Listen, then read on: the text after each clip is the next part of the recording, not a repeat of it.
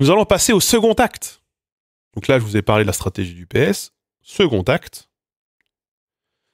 La destitution d'Emmanuel Macron est-elle possible? Est-elle souhaitable?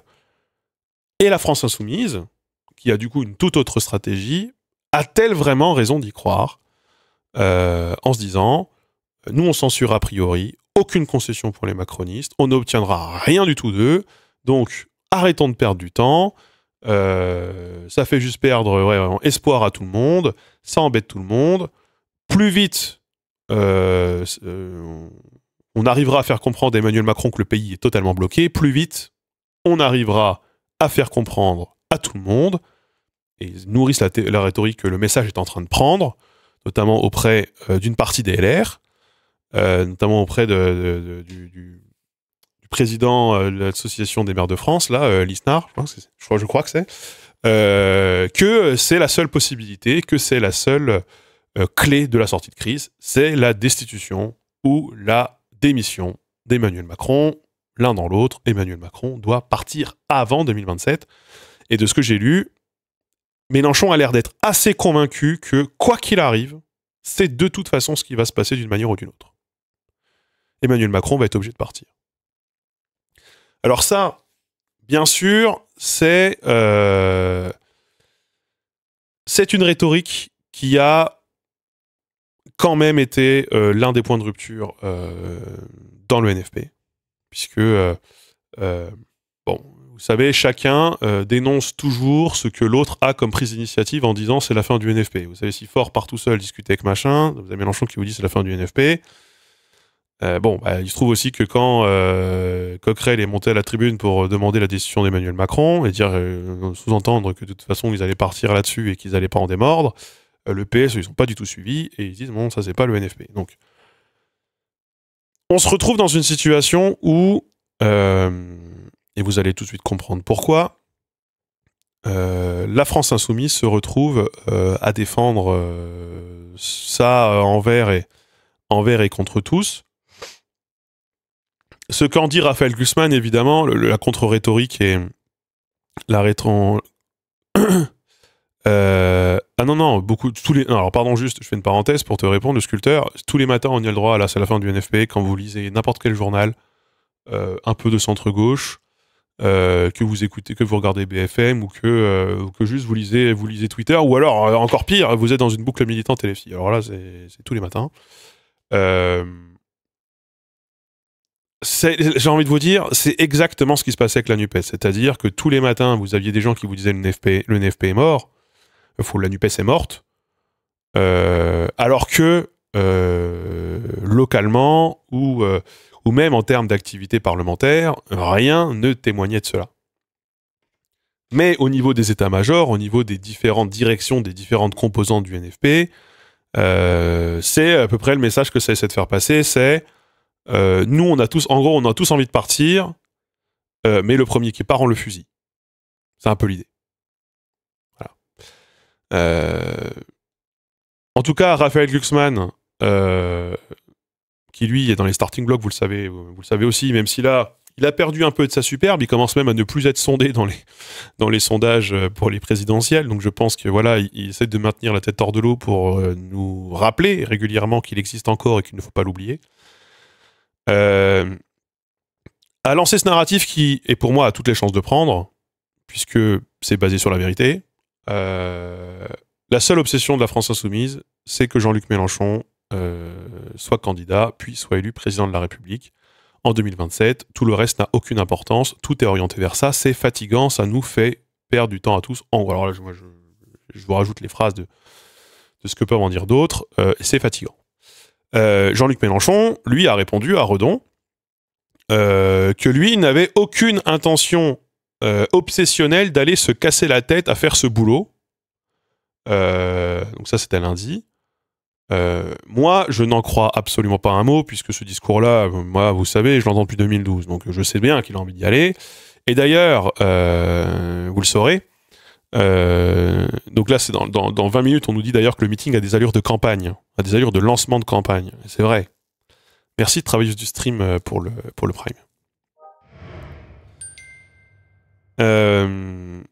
la France Insoumise se prépare activement, notamment à aller déjà chercher les 500 signatures pour le parrainage. Alors j'apprends ça dans cet article-là. Et donc, Manuel Bompard nous disait, toujours sur BFM mercredi, là si vous regardiez Bompard sur BFM mercredi, que de toute façon, s'il doit y avoir une élection présidentielle dans les prochains mois, le meilleur candidat à gauche, c'est Jean-Luc Mélenchon. Donc il n'y a aucune raison que ce soit quelqu'un d'autre que lui qui y aille. Donc c'est très risqué ce scénario, mais l'idée en fait, elle est très très simple. En gros, le Parti Socialiste n'a pas eu son congrès, l'équilibre y est très fragile. Glucksmann, qui pour certains était pressenti candidat, a perdu en hype et en marge de manœuvre, mais il se pense toujours dans la partie. Donc, allez savoir qui vous envoyez entre Glucksmann, Faure, Hollande, Vallot, j'en sais rien, machin.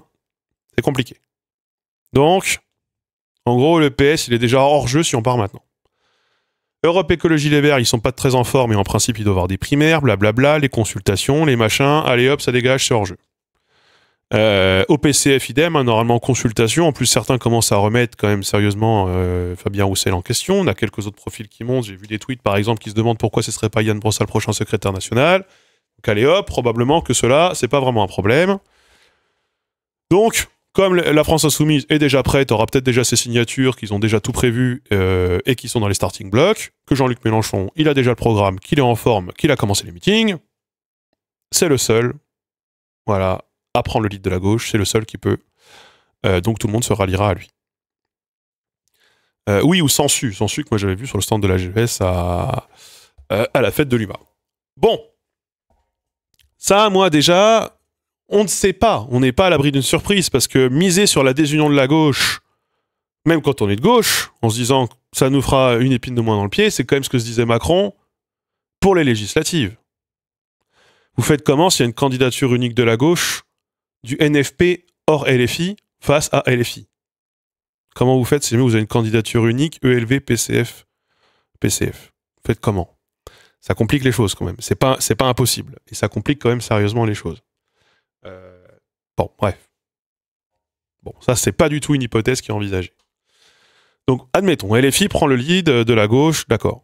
Côté macroniste, c'est la merde, hein, des unions, vous avez Macron qui coupe les têtes, mais elles se battent quand même, vous avez du Attal, du Darmanin, vous avez du Philippe, vous avez Retailleau qui essaye de tirer du côté de LR, Wauquiez éventuellement.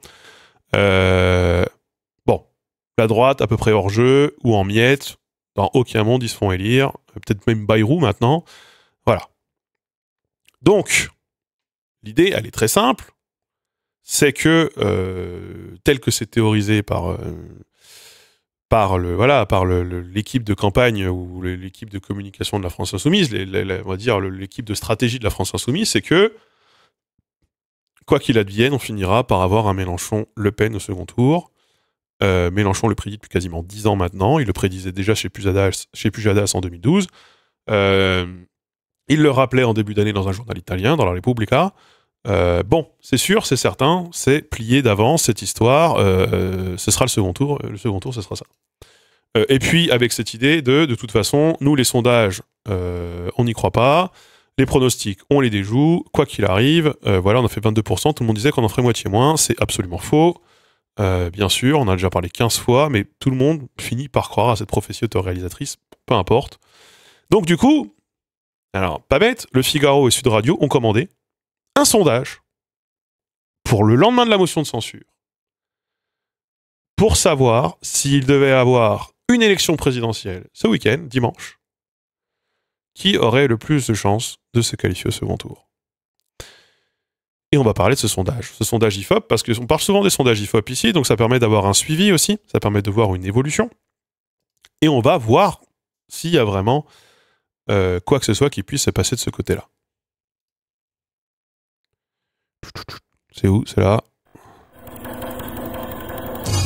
Le IFLOP, tout à fait.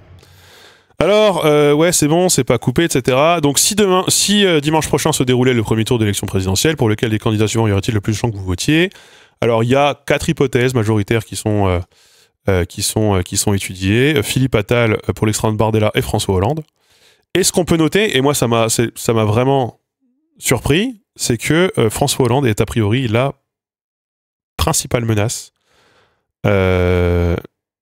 pour Jean-Luc Mélenchon, mais aussi pour Le Pen, et on le verra en fait pour une partie de la droite. Hollande, il arrive de ouf à se remettre dans le paysage politique, doucement, tranquillement, et ça marche plutôt bien. Voilà, quand il va bouffer à C'est à vous, ou qu'il fait 3 blagues le soir au JT, eh ben ça marche plutôt très bien. Très très bien. Alors Le Pen surclasse évidemment tout le monde. Alors il y a des marges d'erreur pour ce genre de sondage, bien sûr. Mais quand on se retrouve avec du 38% Marine Le Pen, marge d'erreur ou pas, on a quand même des chances de s'inquiéter, je pense. Et quand on se retrouve avec un Jean-Luc Mélenchon à 12%, 12% vraiment les bras levés tout en l'air en essayant, voilà, on a aussi toutes les chances de s'inquiéter. Quand même. Donc Marine Le Pen, elle profite de ouf de la séquence, ça me paraît évident, hein, bien sûr. Alors après, il y a évidemment, alors le PDF où elle est téléchargée, il est super long, il y a tout un truc, plein de chiffres et machin, etc.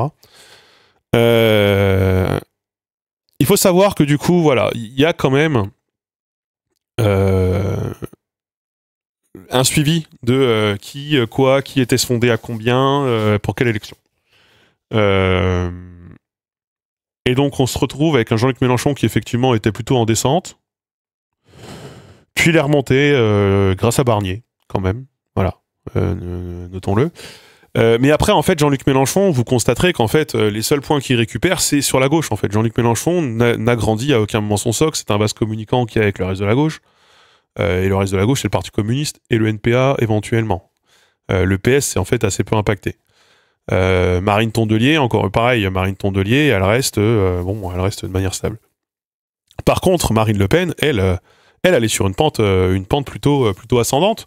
Malgré le barrage qui lui a fait face, et d'ailleurs en fait elle en profite même peut-être un peu parce que Marine Le Pen joue sur le regardez, tout le système c'est le qui contre moi, et pour quel résultat. Le pays est bloqué, bravo. Alors qu'on aurait pu sauver le pays. Bon alors évidemment c'est de la merde ce qu'elle raconte, mais peu importe. Alors attention, j'arrive. J'ai regardé les catégories sociales aussi. Et Jean-Luc Mélenchon perd. Alors, c'est pas extrêmement significatif, mais quand même, si on compare au sondage précédent, encore du poids électoral chez les ouvriers et chez les employés. Respectivement, 5% des employés et 15% des ouvriers disent qu'ils voteraient Jean-Luc Mélenchon au premier tour si jamais l'élection avait lieu ce week-end. 5% des retraités. C'est ridiculement bas. Là où, par contre, Europe Écologie Les Verts, bon bah ils sont très mauvais sur les ouvriers, mais ils ont un score sur les employés qui est délirant. Genre 22% des employés de ce pays voteraient Marine Tondelier dimanche si elle était candidate. C'est elle qui a le plus gros delta de différentiel entre les catégories sociales, et c'est assez délirant. Moi, ce qui m'a beaucoup plus surpris surtout, c'est que Jean-Luc Mélenchon fait des bons scores chez les cadres, chez les petits patrons, chez les cadres et dirigeants d'entreprise. Europe Écologie Les Verts, eux, ils font tabac chez les artisans et les commerçants, incroyable. Et ce qui est sûr, c'est que du coup, il y a les histoires de report, de qui a voté qui, voterait qui, machin. Jean-Luc Mélenchon, en fait, il fédère très peu en dehors de LFI actuellement. Par exemple, c'est seulement 12% des électeurs de Glucksmann des européennes qui se reporteraient sur Jean-Luc Mélenchon dans un scénario à 4 sans Glucksmann. Donc on aurait 12% qui iraient à Mélenchon, 16 au PCF, 28 au PS, donc à Olivier Faure dans ce cas-là, 14 Europe Écologie Les Verts, et c'est quasiment un quart des électeurs de Glucksmann qui partiraient chez Macron, enfin ou chez le successeur de Macron, en l'occurrence Attal ou Philippe. Si on regarde chez les gens qui se déclarent ni de droite ni de gauche ou apolitique, Jean-Luc Mélenchon ne séduit que 12% de ces gens-là, donc les gens qui disent ne pas s'intéresser à la politique, contre 30% pour Olivier Faure, par exemple, ce qui a plutôt une bonne cote de sympathie chez les gens qui ne s'y intéressent pas trop. Et parmi les électeurs du NFP, Jean-Luc Mélenchon, si l'élection devait avoir lieu dimanche, selon ce sondage, il ne récupérerait que 42% de la base électorale du NFP. Il lui faut plus pour ne serait-ce qu'être sûr d'être au second tour.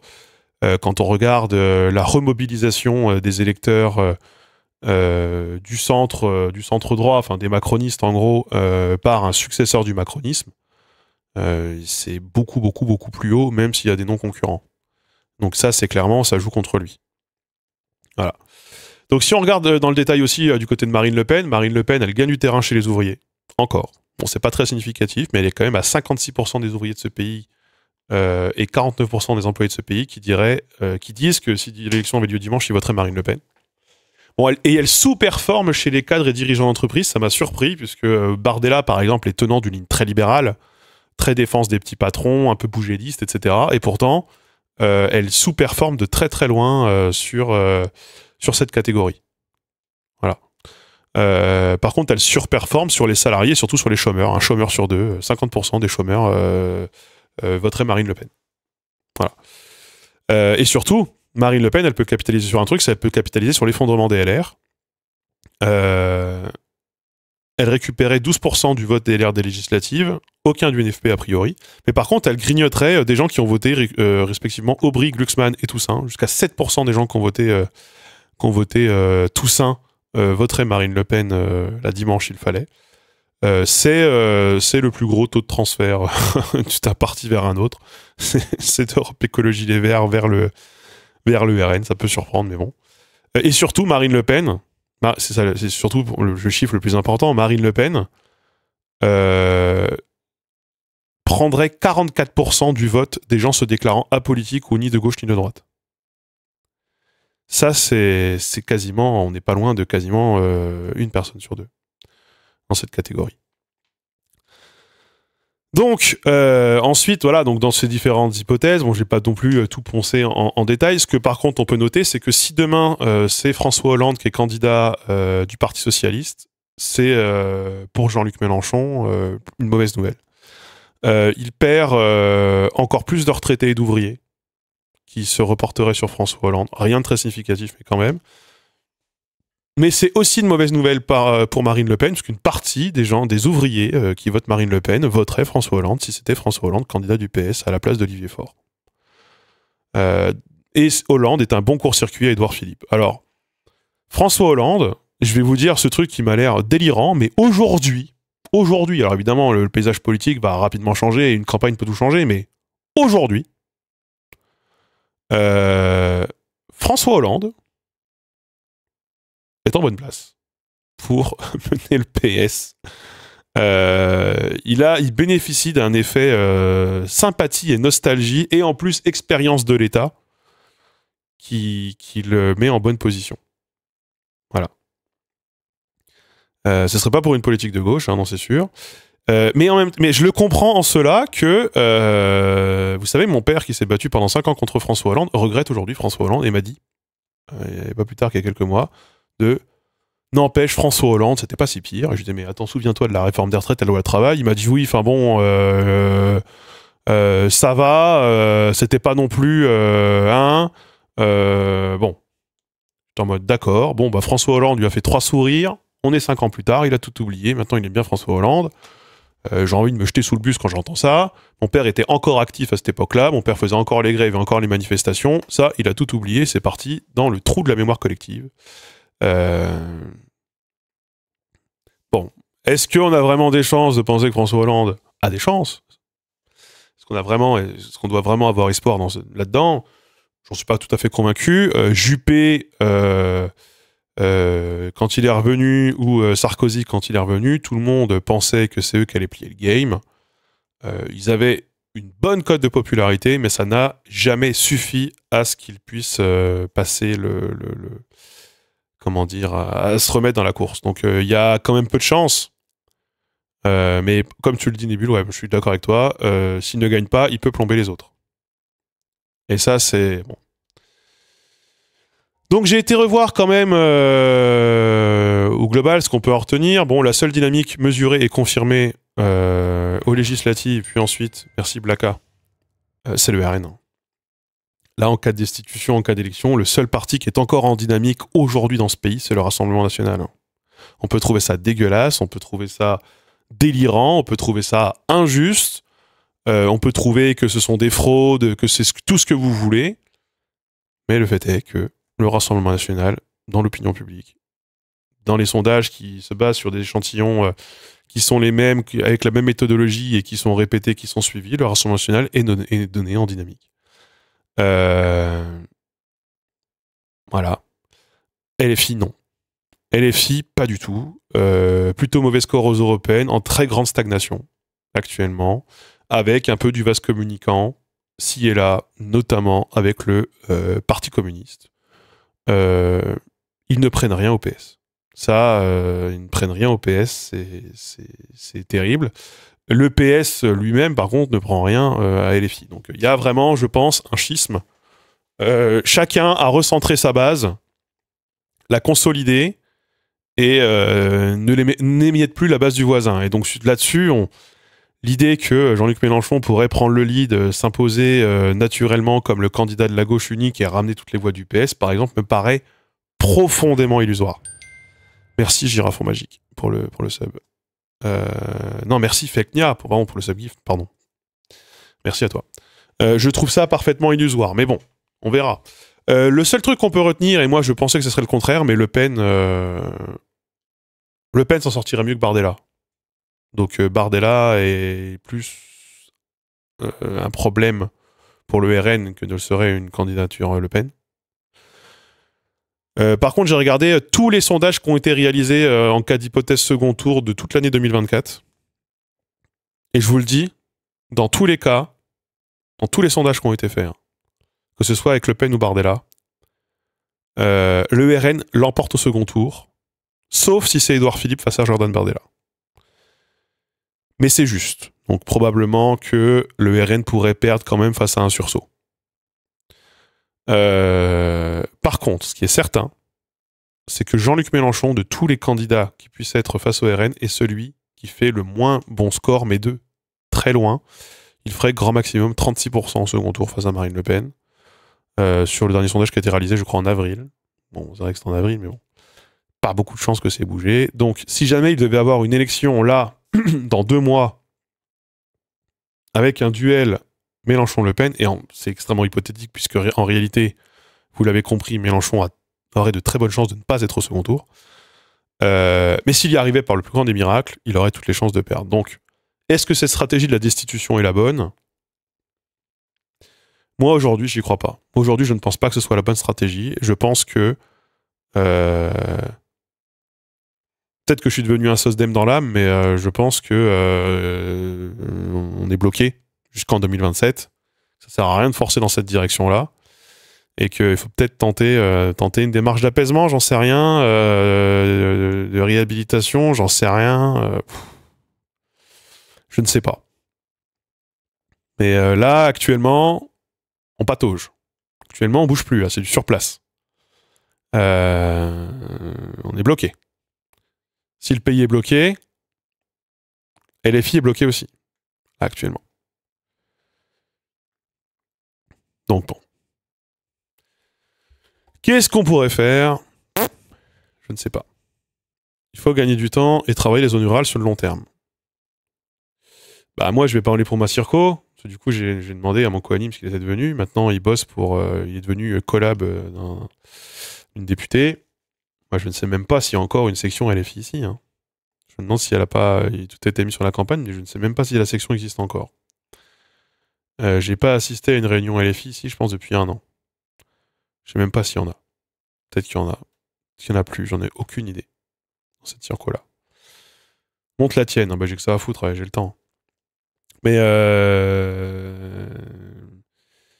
du coup, les campagnes, bah, je suis pas convaincu que ça passe. Qui sont les candidats ou candidates de gauche avec le plus de chances de gagner le second tour d'après les sondages ? De toutes les hypothèses que j'ai vues, le seul qui est sondé au second tour, c'est Jean-Luc Mélenchon. Faut croire que les sondeurs sont tous à peu près convaincus que personne ne peut accéder au second tour à gauche. Ça m'a l'air d'être... voilà. Le vote utile à gauche chez Mélenchon quand même, bah ça va dépendre de la dynamique. Ça va dépendre de la dynamique. De toute façon, si demain Jean-Luc Mélenchon n'est pas en bonne dynamique, en cas d'une élection, il fera comme en 2017, il dira que le vote utile, c'est le pire des renoncements. T'as été viré des listes à cause des GES ?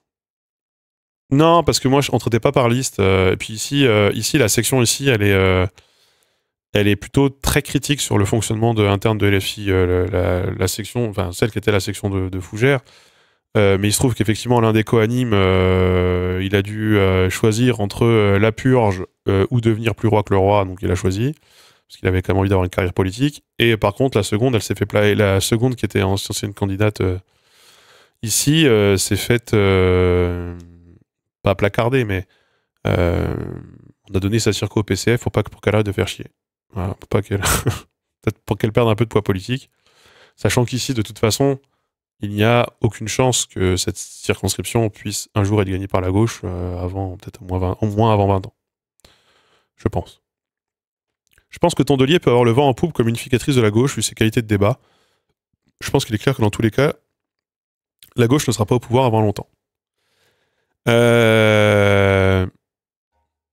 En tout cas, au bout d'un moment, il va falloir trouver une solution parce que nous refaire le coup de la NUPES jusque dans le détail du désaccord et quand on veut tuer son chien, on l'accuse d'avoir la rage. Chacun accuse l'autre d'avoir la rage pour essayer de le sortir du NFP, comme c'était passé pour la NUPES. C'est d'une fatigue morale pour les militants de gauche qui est très palpable. Je ne suis pas sûr que ça nous profite. En même temps, il y a des désaccords de ligne qui sont particulièrement profonds et qui sont des désaccords de ligne politiques, mais aussi et surtout des désaccords de stratégie, des accords de culture, en fait, j'ai même envie de dire. De culture. On peut avoir des gens qui ont les mêmes idées, mais qui n'ont pas la même culture politique, et du coup, ils se retrouvent à avoir des méthodes totalement différentes. Voilà, donc on verra. Ruffin, pour l'instant, il est dans aucun sondage, même si il essaye de se rendre présidentiel. Alors lui, ça l'arrange pas non plus qu'on fasse une présidentielle anticipée. J'ai vu que tout le monde s'est moqué de lui parce qu'il avait demandé un cabinet pour les habits, machin, etc. Bon, Mélenchon avait fait pareil quand il mettait le bleu de travail, la tenue de travail de l'ouvrier, de machin, etc. Enfin, Mélenchon avait fait la même chose. Et les tenues, les musiques et les campagnes de Jean-Luc Mélenchon sont évidemment très étudiées et évidemment, il y a des conseillers stratégiques qui travaillent là-dessus, comme absolument tous les candidats et toute personne qui serait avec un destin présidentiel. Je vous le rappelle, je ne trouve pas que ça particulièrement disqualifiant. En fait, c'est même plutôt rassurant que quand quelqu'un cherche à y aller, il ne va pas avec sa bite et son couteau, comme le fait par exemple Jean Lassalle. Jean Lassalle, il a fait qu'un bus, pas avec sa bite et son couteau, avec un bus. Voilà. Surtout la séquence Alluma qui est mal passée pour Ruffin. Alors, je vous fais une parenthèse, parce que j'étais à l'UMA, je ne suis pas convaincu, à titre personnel, qu'il s'est fait siffler à l'Agora par 40 personnes. Peut-être, il y a peut-être plus. Après l'Agora, il y a vraiment beaucoup de monde. Qui est un endroit stratégique de la fête de l'UMA. Moi, je l'ai vu ensuite par ailleurs dans des allées, je l'ai croisé dans des allées, avec beaucoup de gens, non pas qui le suivaient pour le critiquer ou pour le siffler, mais pour lui sucer la bite. Et donc, du coup, je me méfie de cet effet de siffler par 40 personnes au moment où c'est filmé pour que ça fasse de belles images pour Twitter, et la réalité de ce qu'est l'opinion que je ne connais pas vraiment du peuple de gauche pour François Ruffin. Je pense qu'on peut scinder les choses et on peut ne pas prendre ça pour argent comptant. Je suis pas convaincu que ça veuille dire grand-chose, très honnêtement. Voilà. Par exemple, Fabien Roussel a énormément soutien à la fête de l'UMA. Si jamais il devait se dire toutes ces personnes qui, même à la fête de l'UMA, vont voter pour moi, le peuple de la gauche me porte haut dans son cœur, je vais faire 20%, on aurait raison de lui dire tu te trompes. Je pense que l'inverse est tout aussi vrai. Voilà. Ah, il parle du stream de l'UMA. Tu parles pas de la fête de l'UMA, de la séquence où c'est fait siffler. Oui, Ruffin sur Gaza, génocide, oui, il a commis une erreur, il a refait un thread ensuite pour s'expliquer. On sent que sur ce sujet-là, il n'est pas sur la ligne. Il essaie de se démarquer en permanence sur beaucoup de lignes. Vous parlez du stream de l'UMA, vous parlez pas de la fête de l'UMA. Désolé, mais moi, l'humanité, c'est aussi une fête. C'est une fête, un journal, et maintenant une chaîne Twitch. Alors, il faut... et François Ruffin, on l'a trouvé dans les trois. Donc, c'est compliqué de suivre. Peu importe. En tout cas, ce que je veux vous dire, en tant que destin présidentiel, actuellement à gauche, Jean-Luc Mélenchon, peut-être, peut rattraper le retard, mais il part de loin, en fait. Et à chaque fois, il repart de loin. Il repart jamais de... Marine Le Pen, c'est ça le drame. C'est que Marine Le Pen, à chaque élection présidentielle, elle consolide son socle et elle conserve une bonne partie des gens qui ont franchi le Rubicon pour voter pour elle. Mélenchon, lui, non. Mélenchon, il les repère. Faut quand même se poser la question au bout d'un moment, et c'est vraiment l'un des problèmes, pourquoi toute la jeunesse, ça fait 15 ans que la jeunesse vote pour Jean-Luc Mélenchon, mais dès que cette jeunesse n'est plus jeune, elle ne vote plus pour lui. Enfin, pas qu'elle ne vote plus pour lui, mais tendanciellement, il perd des gens, quoi. Et il en perd pas mal. Comment est-ce qu'on fait pour les garder, ces gens-là? C'est une vraie question.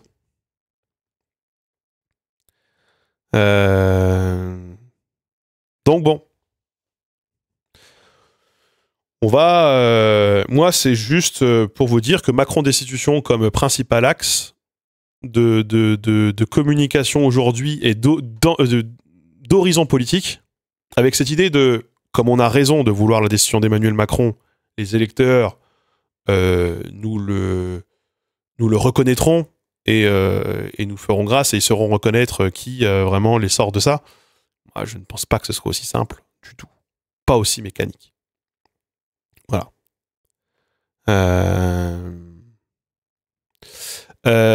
Oui, ouais, Adrienne, mais la stratégie à gauche actuellement, elle est d'arbitrer LFI et le PS veulent se passer l'un de l'autre. Et du coup, pour se passer l'un de l'autre, il faut siphonner l'autre. Voilà. Mais par exemple, j'ai entendu tout à l'heure, et alors là, imaginez si ça arrive concernant la stratégie de négociation que le PS dit vouloir mettre en place.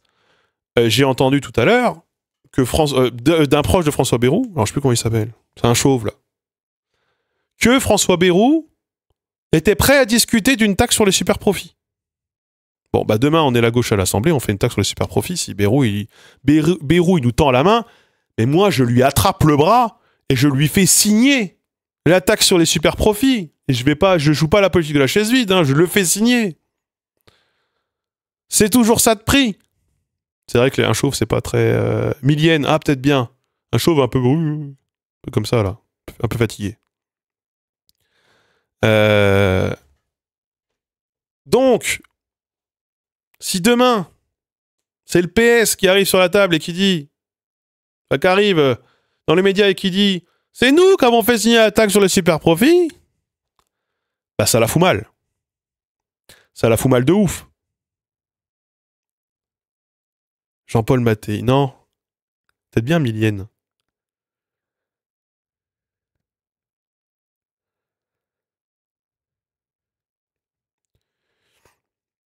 Donc bon. Pas tant d'accord, il essaie de tirer la couverture vers eux pour le moment. Moi, je ne pense pas qu'ils se mettent d'accord législatives. Pour les présidentielles, pardon. Je ne pense pas. Hein. Je n'y crois pas. Pour l'instant, je n'y crois pas.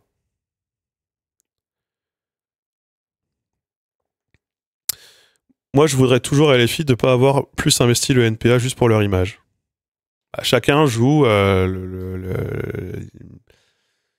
la partition qu'il croit être la meilleure pour ses propres intérêts. Voilà. Pour NFP, le financement, oui, le temps d'antenne aussi, par exemple, tout un tas de trucs. On va voir ce que ça donne, hein, mais